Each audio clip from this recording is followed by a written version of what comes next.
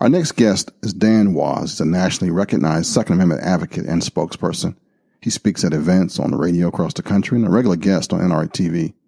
He's an American entrepreneur, author, a musician. He's the founder and president of 3 corporations. He's been playing music since the age of 9. We're going to talk about music, about cars, about the Second Amendment, and about his book, or his books. You can find information about him at danwos.com. And now, join us in the conversation as we get right into it. And I went to your website and then checked out your band and the other stuff that you've done and the books, and I thought, man, this is like my brother from another mother right here. Well, yeah, I know. You're a guitar player, right? And you smoke cigars, so I figured, well, I got to hook up with this guy. And love Corvettes. Yeah. So, yeah, a lot in common. That's why I said the same thing. I said, geez, I kept hearing your name, and I'm like, okay, who's Kenn Blanchard? I knew you were doing some good stuff, and then I saw your page too. Same thing. So that's pretty cool. Yeah. But I haven't been playing since I was 9, though. So you're like a real deal. Well, I did tour for a while in bands. I played in a Kiss tribute band, and I had a shock rock band in New York City, and I toured the East Coast a lot during my 20s and 30s, and then I played nightclubs after that for another 10, 15 years. And so I beat up the bar rooms for a good part of my life, but some of it good, some of it bad. But I wrote the first book, and it started taking off, and started meeting a lot of people in the industry, in the gun community, and I've been doing a ton of stuff, man. I was on Sean Hannity's show. I've been going all over the country doing speaking events and book signings and stuff. And I got to tell you, I've been extremely lucky. People are taking my stuff really well. They love it, and I couldn't be happier, and I couldn't be more thankful for all this. Mm-hmm. Because it's kind of like It's hard because if they either like you or they don't. I mean, you can be saying the same stuff, be good stuff, and just nobody pays you any attention. Well, I think the difference with me is that what I've done is I'm exposing the anti-gun strategies and lies and tactics, and helping people see, behind the curtain. And not many people do that. I mean, I'm a big fan of John Lott and guys like that, and he when it comes to statistics, you can't touch him. But nobody's talking about the mindset of the anti-gunners and how we can get under that psychology a little bit and help defeat them or help them. And nobody's really talking about that stuff. So that's why I think my books are taking a little bit of a different audience. All right, so talk about behind the lies of the anti-gun radical. Well, there are strategies and tactics first. Let me set the stage here. There are 2 types of anti-gunners. There's who I call the anti-gunners. These are people who, they don't like guns. They're scared of guns. They've been trained and conditioned to fear guns and hate gun owners because they believe that gun owners are recklessly and intentionally putting everyone in danger. So they've got this fear and this hate, which are 2 of the strongest human emotions, and they're used against us and against guns and against the Second Amendment, against the NRA and all that. And then they don't care so much that you got your Second Amendment. They just would be happy to see guns just kind of magically go away because they would feel safer. So those are the anti-gunners. And then you have the anti-Second Amendment radicals. Now these people, they know exactly what they're doing. These are media heads. These are Democrat anti-gun politicians. These are big voices on the left. And I call them the anti-Second Amendment radicals because they know the strategies and tactics to scare people and convince people to hate gun owners and fear guns. So the anti-Second Amendment radicals know what they're doing, and they love to recruit more people to their anti-gun, agenda.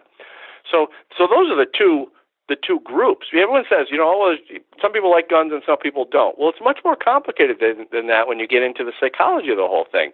And the strategies that are used, and we think that the strategies are being used against us. The strategies aren't being used against us. They're being used against people who don't know anything about guns.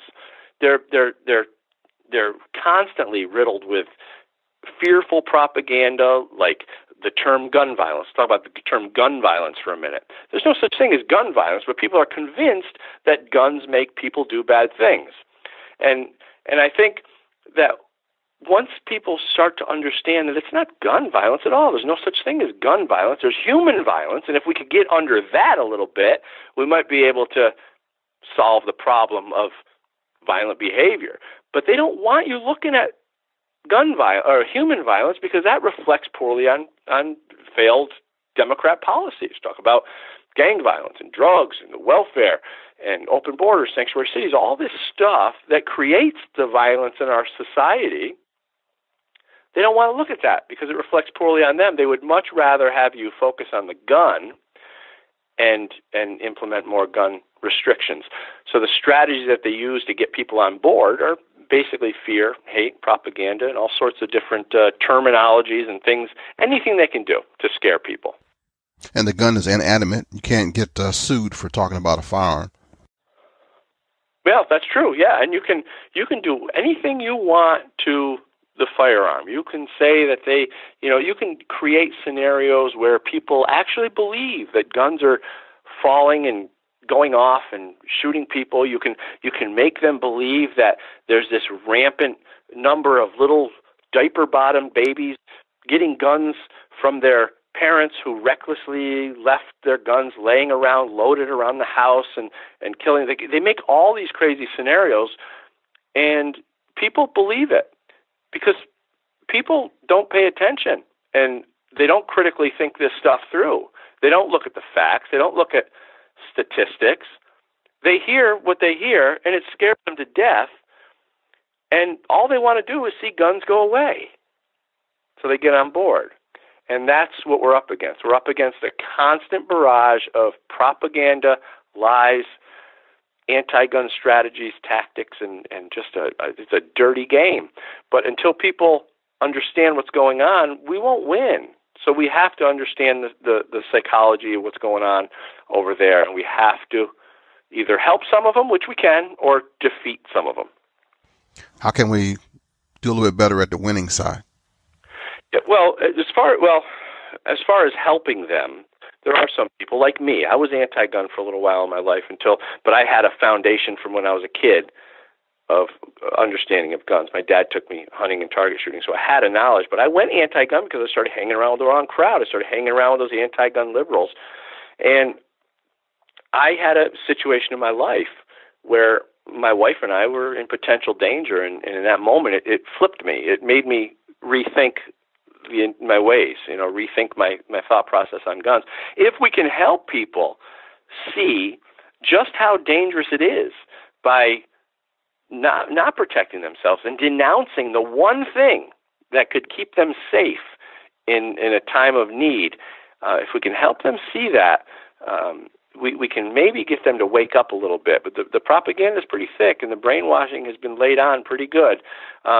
But there are conversations we can have, and I go into a lot of that stuff in my books, how to better understand them and how to help some of them see the reality. You take their thought process and you put it up against reality and help them see the contrast. There's ways to do that. On the other hand, how do we defeat them? How do we defeat the other ones?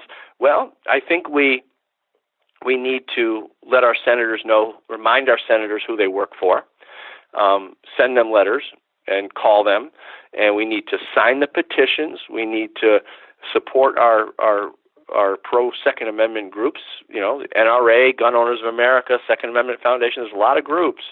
I prefer the no compromise, groups. I happen to be friends with Eric Pratt from Gun Owners of America, and they're doing a fantastic job. As a matter of fact, they have a lawsuit set to defend the bump stocks. They're going up against that bump stock law. So they're doing some good things. And really just get out there, get in front of the TV cameras, get in front of the microphones, get on the phone and talk to people and do everything we possibly can. Because if everybody gets on board, we will win this thing. We will defend our precious Second Amendment. All right, man. As an entrepreneur, you also do some pretty different stuff other than your Second Amendment. You got like a house business, house detective. What's that like? Well, I started house detective home inspections back in '04. I've always been in the, construction and real estate field. So I became an inspector, licensed inspector in New York. I started a company, and ever since '04, it's been growing, and it's just I'm very happy with it. It grows more every year, more clients, and so House Detective Home Inspections is a great company that will always be there for me. We're also invested in real estate holdings, so we have a lot of rental buildings. So that's a big thing for us. We understand the value of real estate. Some people like gold, some people like oil. We like real estate because everybody needs a place to live, and it brings good cash flow. It helps. It really builds the company. So I do that, and then with the books and stuff, got the books going too, and life is good. A lot of stuff going on. There's 2 books: Good Gun, Bad Guy, and what's your other book? The second one is Good Gun, Bad Guy 2. The first one is Good Gun, Bad Guy: Behind the Lies of the Anti-Gun Radical. And the second one talks more about media and the media's influence in the game, the anti-gun game. And that's called Good Gun, Bad Guy 2, Destroying the Anti-Gun Narrative. And I'm working on 3 right now. Oh, you go ahead with your bad self. Well. Hey, look, I'm pretty selfish. I know I only have between 80 and 100 years on this planet, so I'm going to enjoy it as best I can. My thoughts exactly. A musician since the age of 9, toured around the world. What's your influences music-wise? Well, it's funny. When I was just a little kid, my mom had like a fold-out record player with the little detachable speakers, very, very 70s, probably very 60s actually, and she had this one little record of Little Richard, Good Golly Miss Molly, and I couldn't stop playing it. And so that was the very first time I actually heard music, and it actually touched me, in a way. Then I discovered Kiss. I'm a huge Kiss fan. I just, always loved Kiss. So once I saw those guys, I was like, this is cool stuff, And then after that, I got into all the hair band stuff. I was influenced by a lot of the great '80s guitar players too, Steve Vai and Joe Satriani, and a lot of those guys are just fantastic. So I'm a hairband guy, really. Surfing with the alien. Yeah, exactly. That's great stuff. Wow. Okay. I got you, man. I'm feeling that. You hang up the guitar now? Or are you still playing? Actually they are hung up. There are many of them, and they're hung up in my office. And I occasionally pull them down and play them. And once in a while I'll do a gig here and there. I just did a pretty good outdoor gig not too long ago for a friend of mine, Jason Morris, who's a judo champion, and he was having a road named after him, and he asked me to come do a gig and for the unveiling of the road sign. It was a pretty big honor. So we got together with a guy named Johnny Gioeli from Hardline. I don't know if you remember Hardline from the 80s. Johnny Gioeli played with Neil Schon in Hardline. So Johnny came over and he sat in with us, and we had a great outdoor gig. So I do some gigs here and there, but right now I've been traveling around with the books almost more than I ever had with music. And spending more times in hotels without my guitar now, and it's an interesting different twist on life. But I'm a little older now too, so it suits me a little bit better. You a Fender or a Gibson person? I was always a Gibson Les Paul through a Marshall. Now I'm a Gibson Les Paul through Mesa Boogie. Oh, okay. Yep. Always been a Gibson guy. There's just something about the Les Paul that you can't replicate. The G strings never stay in tune, but that doesn't matter. We're playing rock and roll here. I know, right? Let that humbucker sing, man. Let it sing. Oh, baby, just let it rip. Man, I was checking out some of your music and seeing that your influences are in the 70s and 80s. What's one of your favorite albums and music that you've done?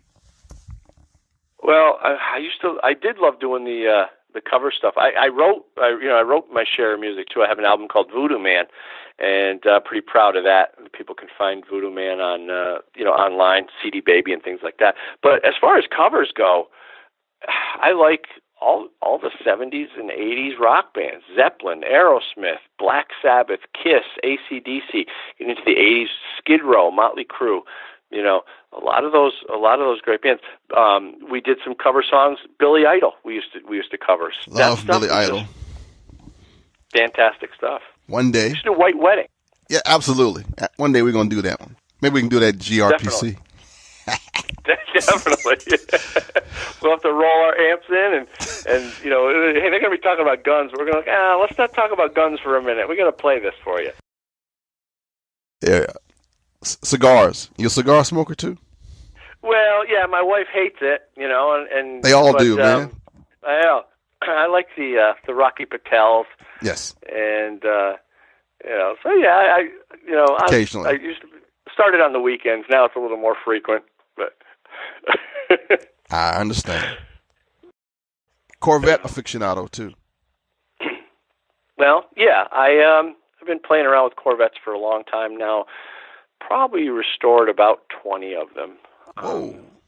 Yeah. I like the 70s ones. I've had many different years. A couple favorites were a 69 that I had. Had the 78 pace car. Mm-hmm. Right now I'm working on a 78 silver anniversary, and we're doing a full restoration on that. And so that's kind of just a hobby. It was something that I started tinkering around with them. I fell in love with Corvettes and just kind of stopped. Again, my wife will sometimes see the car carrier pull into the neighborhood, and she'll go, "Oh my God, what did you buy now?" That's all right. I had a 71 with a 454 in it, and it was customized a little bit. Had a blower sticking out of the hood like Mad Max. Nice. It was not practical, and it had to go as soon as I got married.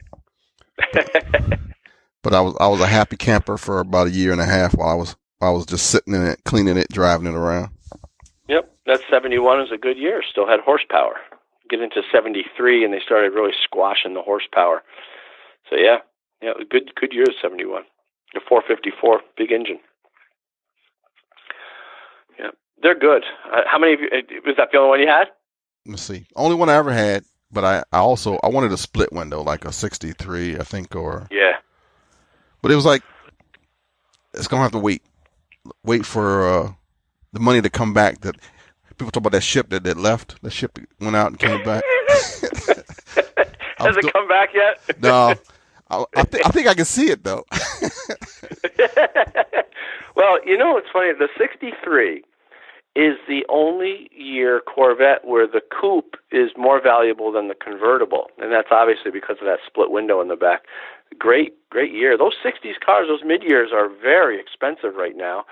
But the way this cycle works, and I've watched this, and you tell me what you think. This is my theory. As the guys who are old enough to afford these cars, as they come of age and 50s and in their 50s and 60s, the cars that become valuable are the ones that they had from their childhood. So the 60s and 70s stuff right now is popular. This is why the 30s and 40s and 50s cars are not as popular and valuable anymore, because the people who want them are, well, they're kind of dying off. A lot of the guys are dying off. Yeah. See how that works? That's why the early cars. So now, if you watch the cycle, the 80s cars are starting to become more valuable and more popular. I'm looking at 80s Camaros, Z28s, IROCs, that type of stuff. I like those cars, and so if I get my hands on some of those, I'll buy them and put them away for another 5 or 10 years. Man, I remember when I went into the military, my best friend, he went in before me, and he couldn't wait. He got this IROC, and he said, "I'm going overseas on this contractor gig. Can you watch my car?" So I had this IROC in my yard for a couple of years, and that thing was something else, man. They're cool cars. I've had a couple of those mid '80s, Camaros, like Z28s and stuff. They're good, And so, yeah, there you go. Now's the time to buy those. Even the ZR1 80s and 90s Corvettes. If you can get your hands on a ZR1, they're starting to come up in value. So interesting. Dan Wos, entrepreneur, real estate investor, musician, NRA member, author of Good Gun, Bad Guy 1 and 2. Now my new friend. Yeah, thanks, man. It's great to meet you, and I hope we stay connected because there's a lot of we need more of us, joining together. I agree with that, especially in the gun community, and so it's good to know you, brother. How can folks find you and find out what you're doing next? Well, they can find me on Facebook or Twitter. The name is Dan Wos, D-A-N. Last name is W-O-S, as in Sam. And they can also find me at my website, goodgunbadguy.net or goodgunbadguy.com, or they can search Amazon for Good Gun Bad Guy if they want to also, get one of the books. So I'm out there on the interwebs, as they say. And don't worry, if you're driving or riding a motorcycle or doing something and you don't have an ink pen or a pencil handy, all the information will be in the show notes and definitely on our Facebook page at Black Man with a Gun 1. Thanks everybody for joining us on our app, both on iOS and on Google Play. That thing is cranking, and I just appreciate you. And I'm glad you're actually using it because we had it for a minute and nobody was joining it. And I'm actually paying for that thing, so it was really cool that it's being used. Now, that burden is being shared by Patreons like you. Show enough Patreons, as a matter of fact.